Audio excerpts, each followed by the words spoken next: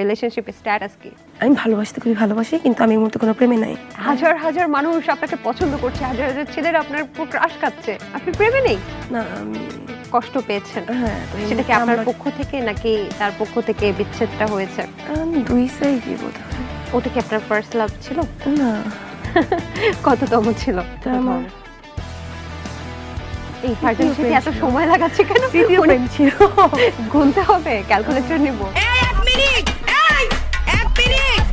এই আপনি তো বয়স বেশি না, প্রথম প্রেম আপনার কত বছর বয়সে হয়েছিল? ইন্টার সেকেন্ড ইয়ারে। আমি হচ্ছে ভারতের সময় আমি তো প্রচুর ডান পিটে মেয়ে ছিলাম।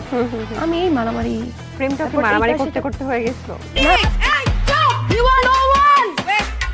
তারপর ওরকমই মানে নাকি প্রেমের পরে মারামারি করেছেন? আমাদের দেখাটা এরকম মারামারি একটা ফেজে। না, এত সাদা সিধা একজন মেয়েকে পাওয়ার পরে কেন বিচ্ছেদগুলো হচ্ছে?